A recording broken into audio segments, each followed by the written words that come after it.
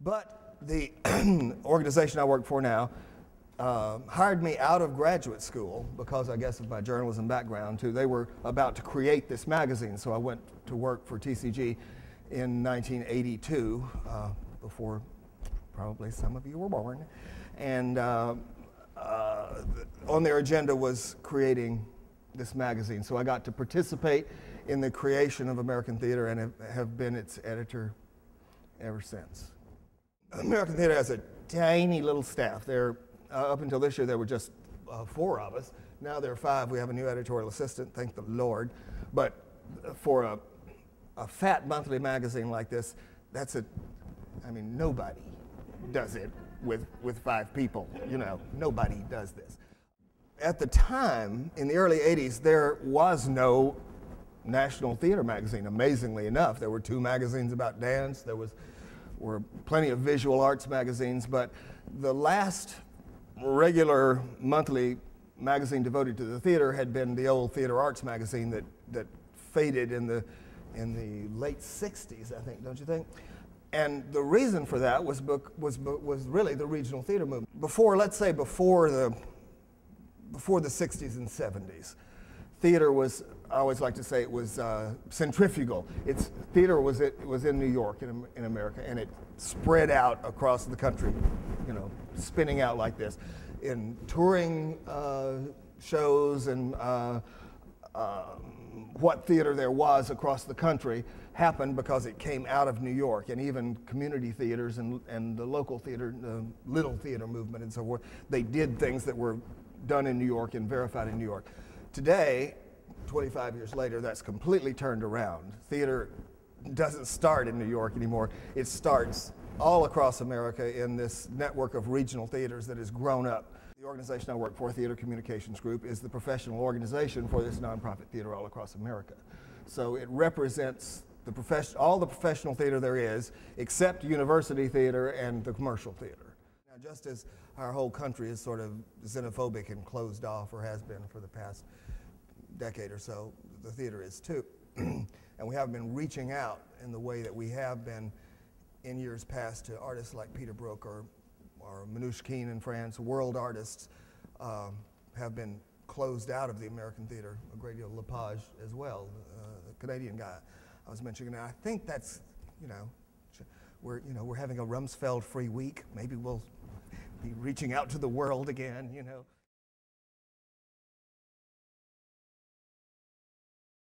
The problem is that it's a service organization and a professional organization representing the theater. These theaters pay dues to TCG, so in a certain way, the very organizations that the magazine writes about, they're paying your salary in a certain way. So according to TCG, all theater is good theater. Well, this creates an automatic problem, you see, because if you're a journalist, you really want to be as objective as possible and to talk about all the bad stuff as well as the good stuff and that sort of thing. So it's been a fine line to walk the whole time.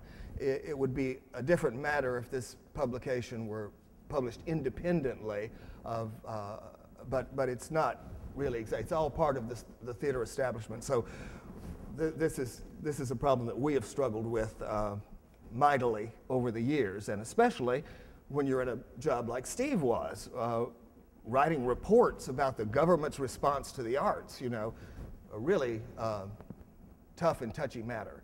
But I think we've struck a pretty good balance. You won't find articles in American theater saying, this company and all the work they do sucks. You won't find that because we won't say that, but we will pass judgment simply by what we choose to cover and what we choose to talk about, in a praiseworthy way, and we will tackle problems by having people with the voice of authority that can talk about them, delve into it. Well, Theater Communications Group is a great clearinghouse for information from all over the country. All the theaters in America send us their press releases, their emails, their brochures. So we're very aware of what's going on. And they come to us, and I mean, we spend a lot of time going through, keeping track of, in the back of the magazine are the schedules of what's being produced on stages all across the country. So it's our job to know, the names and the faces, who these people are, what they're doing, who's interesting, who's hot, who's, doing significant work, who's doing things that are off the beaten path. We also strive mightily to, in every issue, have a balance of a wide variety of things, a balance of geography. We can't just cover all East Coast things. We have to have a balance of geography. We want to do a balance between large and small theaters, between classical, contemporary, and avant-garde theaters. We want to have ethnic and social, balance in each issue. We try to, we can't write a whole issue just about playwrights. We want to talk about playwrights, directors, designers, all these things. So all that goes into the mix. So every month we sit down with this set of criteria and rifle through as much information as we can about what's happening in the American theater and come up with an agenda of coverage. Susan Roy Parks is fabulous, and we know who she is, but a lot of your friends who aren't in the theater don't know who she is, and it doesn't matter to them, because this is to some degree esoteric work. Oh, they are, and we meld them pretty thoroughly. I think in the magazine there are different sections that talking about. I'm a big fan actually of academic writing. I love to read I used to work for the Drama Review. I love to read the big, thick, heavy duty, tomes about the fringe, the edges of theater and what it means and so forth. And I like for a touch of that to come into the magazine. It certainly can't, hold an issue, but because this is much more popular journalism. The fact is, though, that we're not writing, I should have said this earlier, we're not writing for a theater audience. This is pretty much a trade publication. We began it thinking that it would be for all the people in the theater, and then beyond that, theater audiences. Well, that has not really worked out. Theater audiences have never been a big percentage of the readership of this magazine.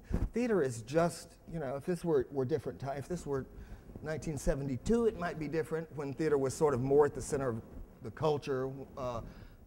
People in general, this, this is a fringe art form right now. It's not at the center of cultural issues, and a popular readership has never, in the 20 years we've been around, been interested in this magazine to any great degree. Our surveys show us that something like 88% of the subscribership of American theater are either theater professionals in one way or another, they're studying theater, or they're teaching theater. It was started with the idea that it would be much more broad-based than it's turned out to be. In other parts of the world outside the United States, where theater is more central to the culture, where theater, even Britain, where they've got the tradition of Shakespeare, and in Eastern Europe, where theater was, hugely important in the cultural and political rebellions of the 70s and 80s, and in Russia, I've been at meetings like that and had one copy of the magazine, and people were pulling, it's mine, it's mine. People really think this is important over there.